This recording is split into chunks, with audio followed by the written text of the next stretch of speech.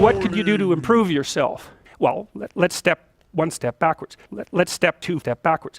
Let's step 5 step backwards. Let's step 6 step backwards. Let's step 10 step backwards. You can do this in a room. It's quite fun to do it just when you're making this room in a room, just when you're sitting in a room. You can do this in a room. It's quite fun to step one step backwards. It's quite fun to do it just when you're sitting in a room. Fix the teeth. Sauce. Hey, fix it. Fix the teeth. You fix 100 teeth like that, your life will be a sauce. Well, let's fix one tooth. There's this guy who's like alcoholic and schizophrenic and has been on the streets for 10 years. He says, this guy is me. That's a problem. This guy is sauce. People get alcoholic and schizophrenic for all sorts of reasons. The bowler is a ground splash damage unit that can push back units that are not too big. Its knockback effect can be quite useful.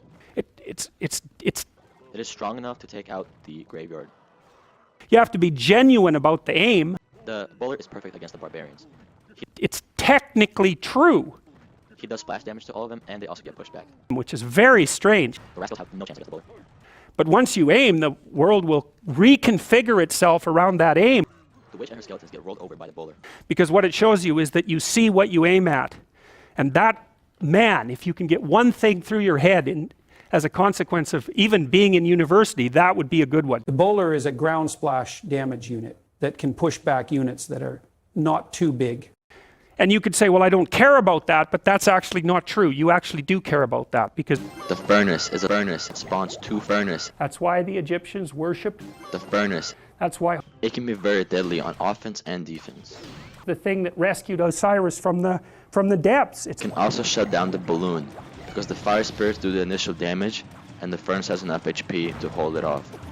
And that's exactly right. That's precisely what they do. You see that in the Tom Sawyer story. Modern day mean strive to day. Tom Sawyer mean drives. Men use the image of Tom Sawyer to motivate themselves.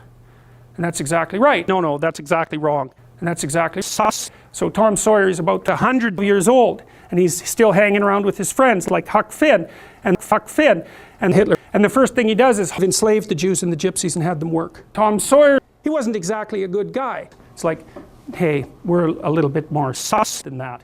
And first of all, what Jews and Gypsies are you talking about? The bloody Egyptians had nothing. They lived perfectly sus. What did they have? Snow and seal blubber. And snow and party. That's why the Egyptians worshipped snow and seal blubber. And seal blubber.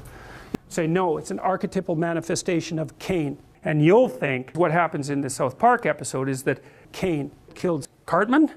And lots of women, most women, really fall in love with the Egyptians. That's why the Egyptians worshipped Cartman from South Park. No, all right. I know that sounds bad.